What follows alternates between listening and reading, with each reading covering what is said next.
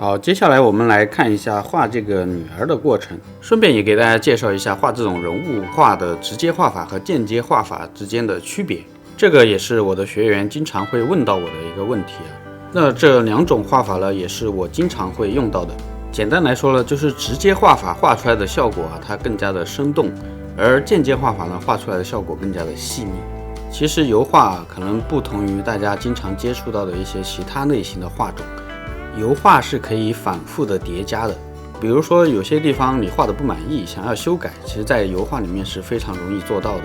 所以很多刚刚接触油画的同学，你都会发现，我只需要在一个作品上面反复的修改调整，它总能出来效果。这样做虽然是没有问题啊，但是在一幅画经过了多次的修改调整之后，它就失去了原来的那种轻松生动的感觉，画面就会变得很腻。尤其是当你在一个已经干了的画面的色层上面再继续去改去调整一些地方的时候，你会发现这个颜色它很难结合，很难融合，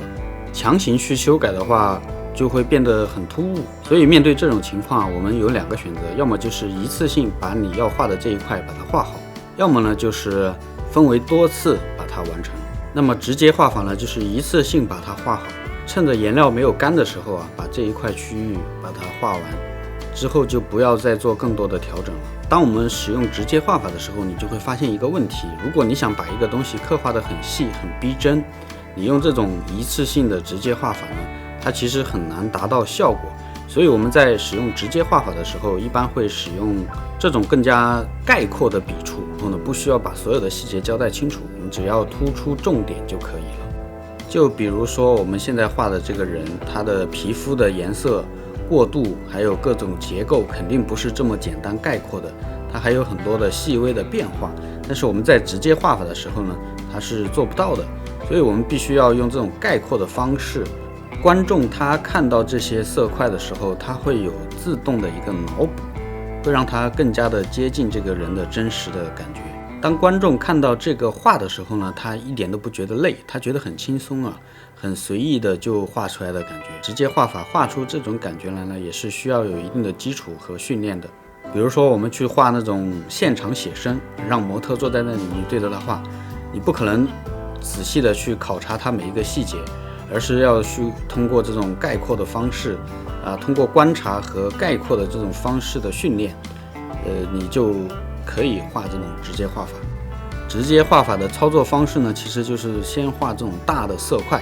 比如说我们画这个人物的脸啊，首先把它的暗部啊、亮面啊这些地方总结出来、概括出来啊，然后呢再去找一些细节，一定都是从大到小的画，从整体到局部，再去添加一点细节，剩下的部分就让观众来自行脑补。像萨金特呢，就是直接画法比较优秀的典型了。在前面我们有提到过萨金特的作画方式是强调每次都是一遍完成的，因为他对于画面的轻松感是有一种非常执着的追求，所以如果他的画面不满意的话，他会把它刮掉，然后重新再画。我不知道大家在作画的时候有没有遇到过这种情况，就是你开始画到，比如说你画到一半的时候，觉得你的画非常非常好看，你还想继续下去，但是经过你的一次一次的画，结果把这个画给画毁了，就看起来越来越不好看了。这种状况其实在每一个画画的人呢，你都会有出现，因为你无法预料到最后完成的时候到底是什么效果，然后你的画作在什么时候要停下来。而我们真实画画呢，又不像版绘可以撤回，比如说你画到后面感觉不满意，还可以撤回回退，这是做不到的。如果你还想要改了，反复改，越改越不好看。所以像这些对自己要求很高的画家，他就干脆把它刮掉重来，再去把他的画画到当时他认为比较好的那种感觉。大师之所以能成为大师呢，跟他对自己的作品的严格要求也是有关的。但是我们作为一个学画画的同学呢，你做到自己70%满意就可以了，因为这个时候我们需要的更多的是数量而不是质量。还有一点因为就是刚刚开始学画的同学，对于一个画作的好坏的评判也是不太准确的，所以只有当你有了足够多的积累以后，你才能够评判画作的好坏。第二种呢，就是间接画法。前面我们有说到直接画法就是要一次性完成，但是有一些作品呢，我们想要把它画得更细致、更深入一些，你一次性是绝对完不成的，那我们就通过间接画法来完成。你作为间接画法的好处呢，就是它能够让你更加的从容不迫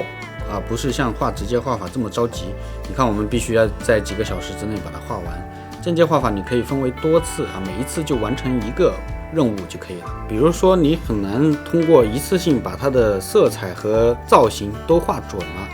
那我们就可以把它拆分开啊。一开始你只画它的造型，就用一个单色把造型画出来，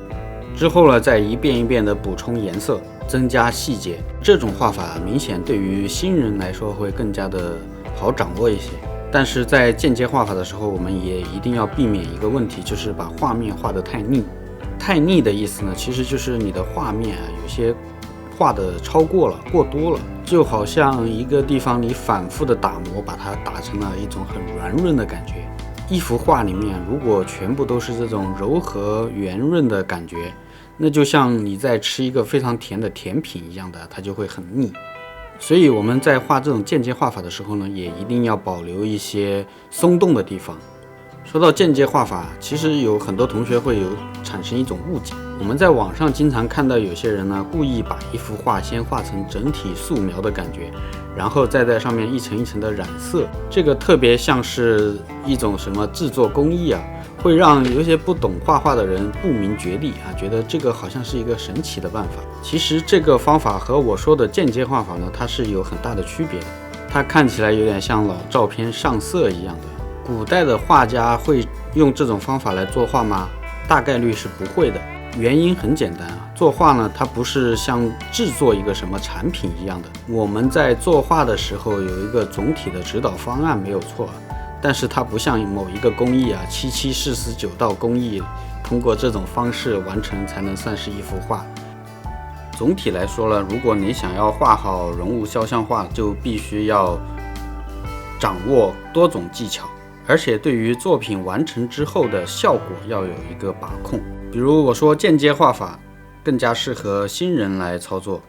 但是呢，如果你想要自己的作品的效果更好，你又需要有直接画法的功底，这两者它其实是相辅相成的。